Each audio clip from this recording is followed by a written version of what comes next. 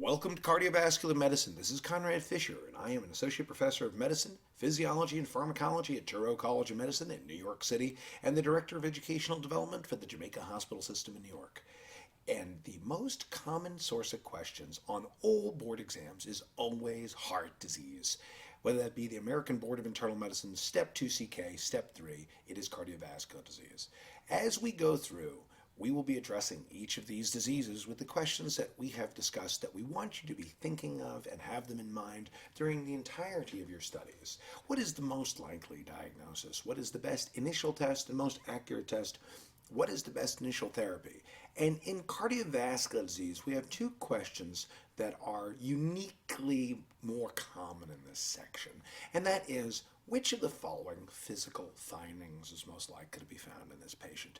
Now, that is because this section is the one that has Kussmaul's sign with constrictive pericarditis and pulsus paradoxus with tamponade, which has S3 gallops with congestive heart failure and S4 gallops with left ventricular hypertrophy, and we'll go through each of them. But it's very important that you understand that if you think that those physical findings are archaeologic, they are certainly not. They are alive and well and living on your Step 2 examination.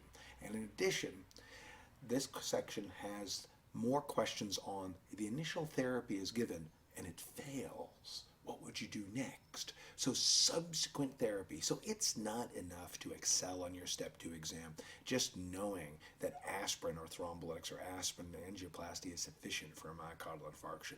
You've got to know, well, what happens when it fails? Well, the thrombolytics fail. What would I do next? Angioplasty. Well, the aspirin and the clopidogrel fail. What would I do next? Switch to prasugrel or ticagrelor.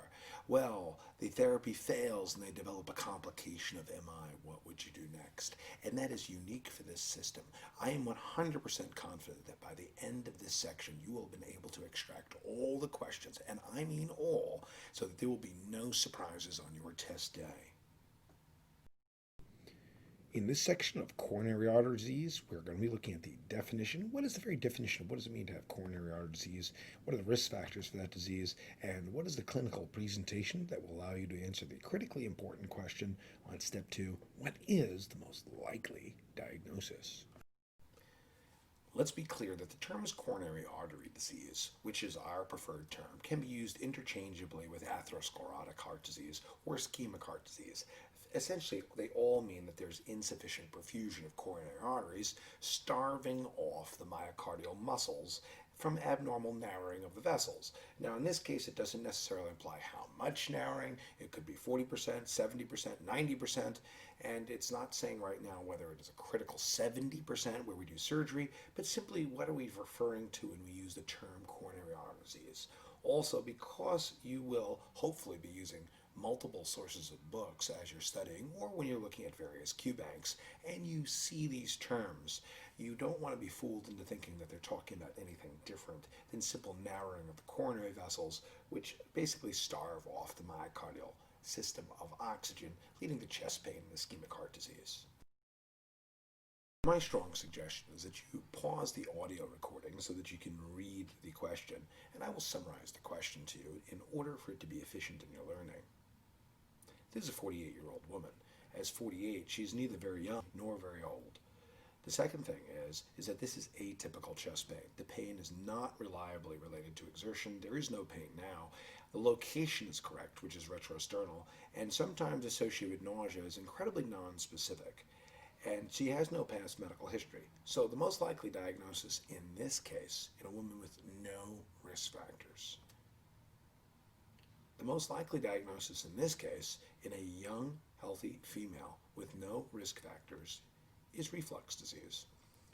Now, risk factors matter for people who are not very old. For instance, if the case describes to you a 75-year-old man who's having chest pain while walking up a flight of stairs, risk factors are not relevant because, in fact, 1 out of every 5 people who presents with a myocardial infarction, their chief complaint is, I'm dead, sudden death. You don't have to have any risk factors in an older person. However, for somebody like this, it is extraordinarily rare to have coronary artery disease in a menstruating female. In the entire 60 years of the Framingham studies, there was not a single myocardial infarction in a woman who was menstruating. However, in this case, because the location is retrosternal and there's GI complaints, by far the most likely thing is reflux disease.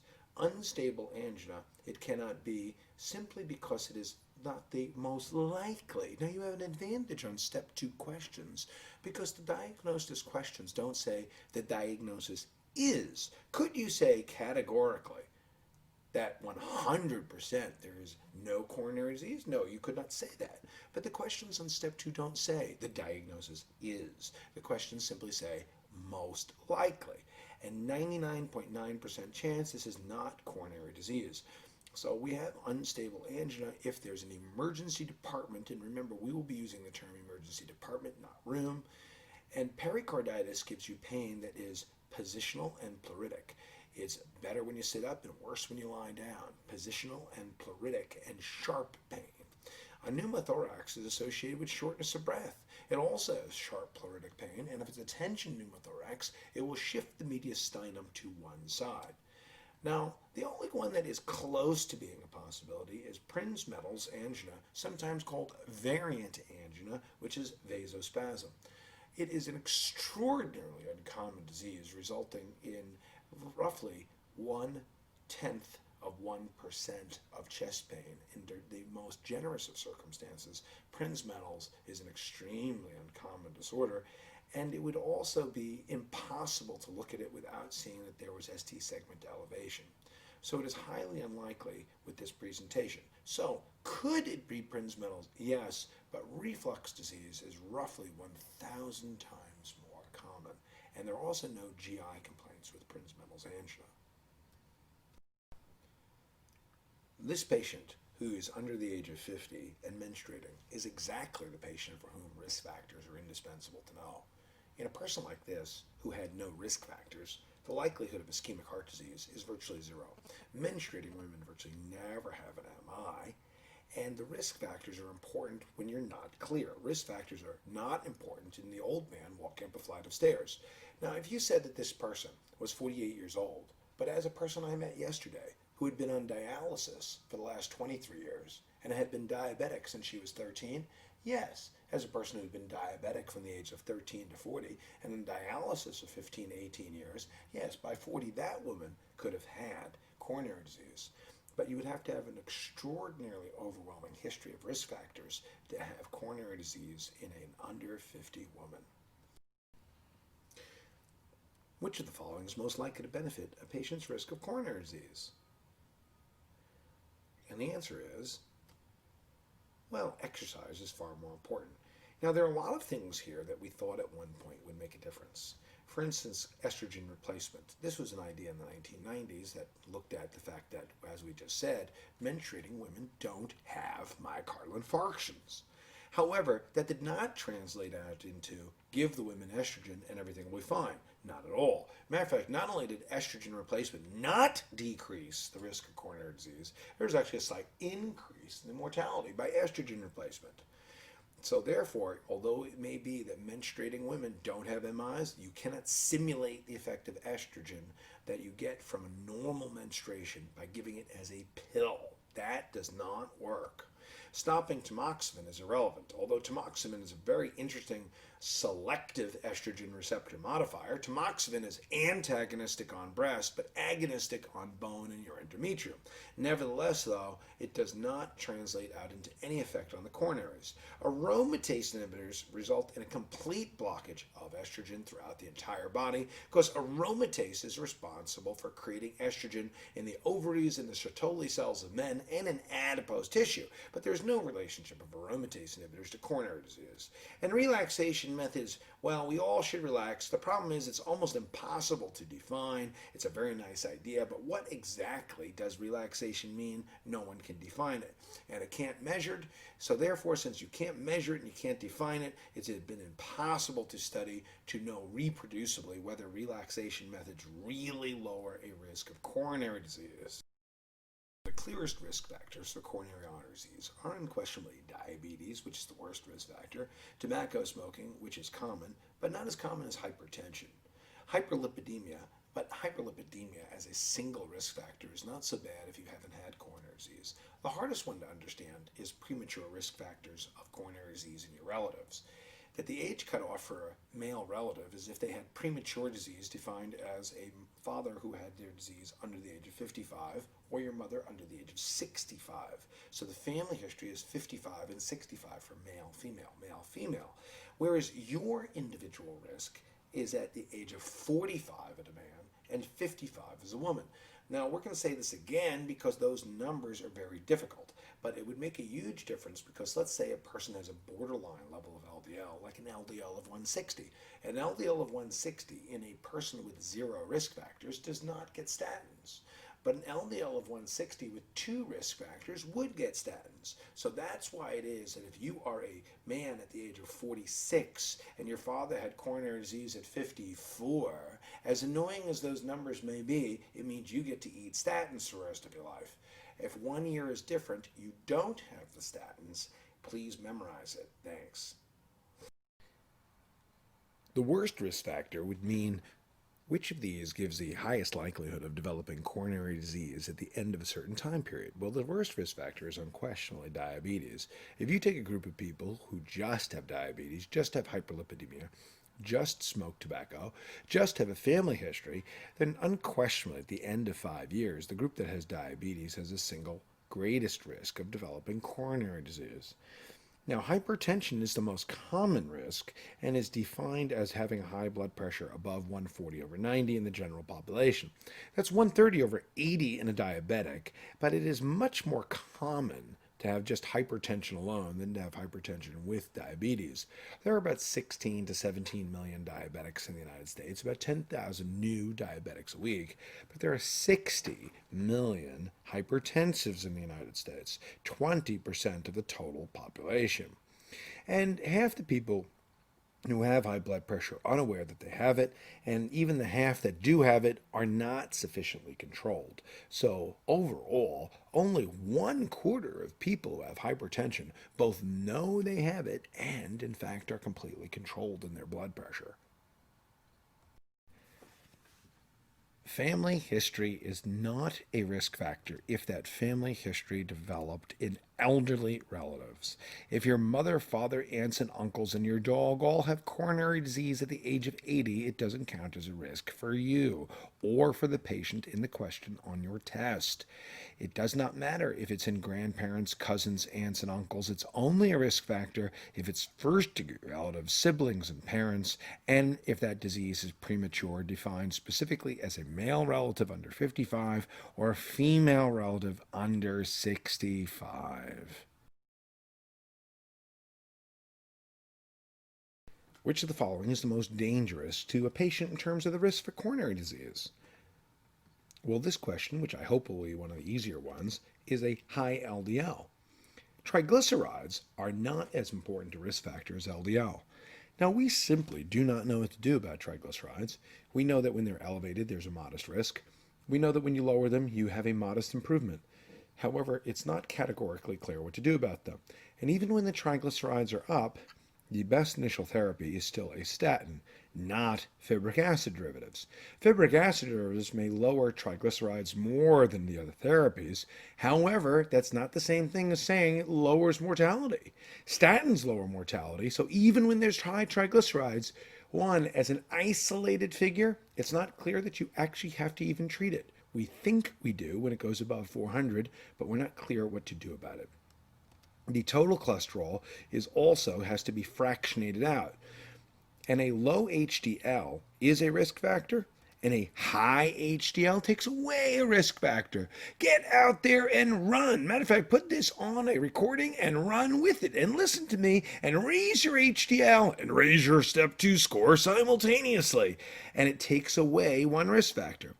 Obesity is a very interesting risk factor in the sense that the danger of obesity is almost entirely from the fact that it makes you diabetic, hypertensive, and hyperlipidemic. Obesity by itself, interestingly enough, is not that bad. If you have high body fat, but you don't have diabetes, hypertension, and hyperlipidemia, one, it's not that big a risk. Second, if you exercise, it almost entirely reduces your risks to normal. So if you're big, just don't be too sweet, diabetic, or too greasy, hyperlipidemic. Less clear risk factors are physical inactivity, excess alcohol, fruits and vegetables not being enough in the diet, certainly emotional stress. But the difficulty is it's very hard to define a lot of these. For instance, how do you define emotional stress? Very hard to put a number on it. Can't measure it, can't define it hardly. And the issue about excess alcohol is hard to define. What do we mean by excess? Certainly 4 and 5 drinks a day is excess. Is 2 or 3 a day excess? Hard to define.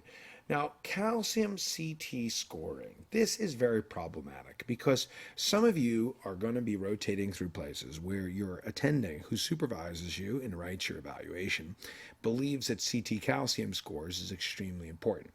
Now, this is one of these areas where you may have to say one thing to get a good grade on your third-year student clinical rotation or on your sub-internship, but not answer that on step 2 of CK. So you, on your rotation, should do what your attending tells you and discuss it with him. And you do not have to believe that CT scoring is unclear. You just have to answer it on step 2. Calcium CT scoring simply is not clear how that adds to thallium stress testing, regular stress testing, or angiography. So calcium CT scoring is associated with an increased risk of coronary disease, but it's not clear what to do about it, and it's certainly not a standard care test at this time.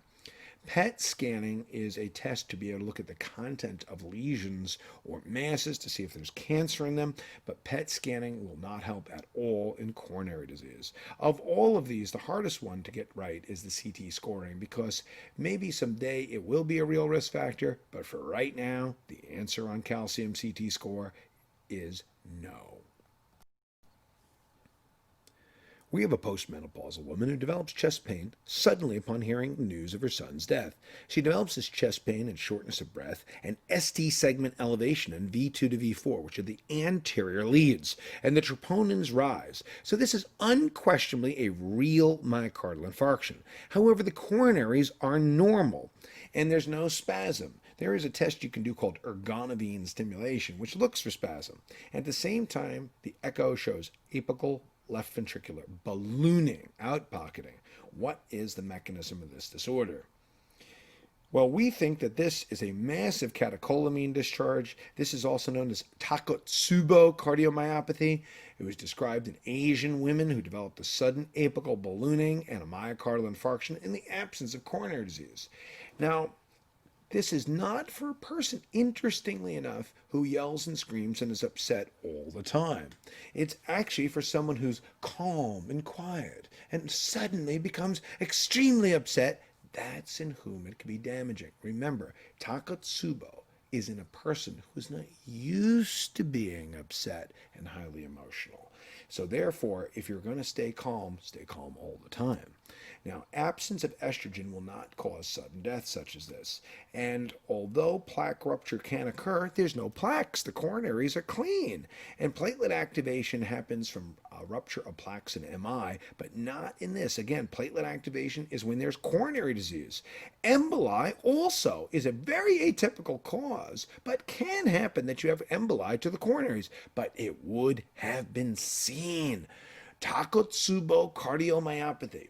At this point, also, it's very important you understand that this is an excellence tool. So if you haven't heard of this before, it means that we're bringing you up to get that 270 score. There's no specific therapy for the Takotsubo beyond what you do for coronary disease. And there's no ability to fix it through angioplasty. There's no ability to fix it through thrombolytics because there isn't a plaque. It isn't a clot. Now, unreliable or unproven risk factors of coronary disease, which mean if you see them in the question, you're to ignore them, are homocysteine. This test has been around for 50 years. We still don't know what to do with it. Can be used as a diagnostic test in folic acid deficiency or B12 deficiency occasionally, and it's asked about for B12 and folic acid deficiency, of which it goes up in both. However, for a risk factor for coronary disease, it simply is unclear. Chlamydia infection was a 1990s idea that is in old questions and is essentially passé. C-reactive protein, well, we do know that's an inflammatory marker, but the key issue in all these risk factors is we simply don't know what to do about them. There is no clear benefit in therapy on any of them. So if they're up, they're elevated, they're abnormal, what do you do about it? Nobody knows. So that's why they're not clear. See, LDL is clear. Coronary disease and LDL above 100, clear. Statins. Hypertension above 140/90, clear. Lower it. Those are clear things. You can't do anything about these others. They are the wrong answers. And when you go into step 2, knowing the wrong answers can be as useful for you as knowing the right ones, because then you know what not to choose. The most common wrong answer in the risk factor questions is always the one on the family history, where people are mistaking the coronary disease in the elderly relatives. And it means that they show you a person who's old and say, is there risk factors, or what do you do about the LDL? And you make the mistake. Just remember, risk factors in a family has to be young. Correcting which of the following risk factors is going to result in the most immediate benefit. That's the key word here, immediate benefit. Stopping smoking results in the greatest immediate benefit. If you stop smoking, your risk starts to go down literally 10 minutes after you stop smoking. A week and a month and 6 months later, your risk of all kinds of diseases goes down within weeks and months. And if you haven't smoked for 7 years, your risk of lung cancer goes down almost to a non-smoker if it's been more than 7 years. But not so with diabetes, not so with hypertension or hyperlipidemia or weight loss. These other things, you must fix them, but stopping smoking results in the greatest immediate improvement in overall outcome. How do I answer the what is the most likely diagnosis question? Ischemic pain will have to be described as dull or sore. It's going to feel like being punched. Sort of like if you go to the gym and you exert yourself too much, you lift too much weights, you run too much. It's sore because the heart's a muscle like any other.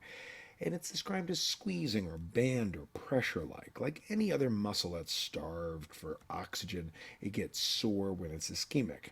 Now, ischemic muscles are not sharp like a knife or point-like. If it's described as a person putting a single finger on it, it's extremely unlikely that a single finger or point-like pain is ischemic in nature. And ischemic pain does not just last for a few seconds. Ischemic pain lasts for a few minutes or half an hour, 30 minutes, 20-30 minutes. Non-ischemic pain lasts for a few seconds, and ischemic pain lasts for 10 or 20 minutes. The advantage of a board question is that if they want you to know the answer, they have to tell you something. Now, in life, 95% accuracy or sensitivity for chest pain would not be enough. That would mean out of every 20 patients who came to the emergency department, 95% sensitivity would mean one of those 20 would be improperly discharged. However, on step 2, if they tell you that the pain changes with respiration, it is pleuritic, especially that it gets worse when you take a deep breath, when you stretch that pleura, that is enough as a single factor to tell you, most likely diagnosis, not ischemic. If it changes with position, most likely diagnosis, not ischemic. Things that change with position are mostly pericardial. Things that change with respiration are pneumonia is pleuritic, pneumothorax, pleuritis, pulmonary embolus, pericarditis are all pleuritic. And if there's tenderness, it tells you it's not ischemic in nature. Each of these, positional pleuritic or tender, positional pleuritic or tender, tells you that there is no ischemia with 95% negative predictive value.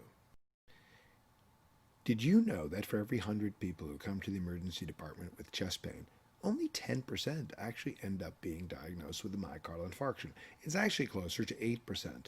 As a matter of fact, the entire frequency of ST segment elevation MI is going down. That's because preventive medicines are so much better. When you have people from the very first moment that they're defined as having coronary disease, that they're on an ACE inhibitor or beta blocker, a statin, and an aspirin or clopidogrel, when you have so many of these drugs that work in lowering mortality, for every 100 people who come to the emergency department, 50% of the people with chest pain don't have anything cardiac at all.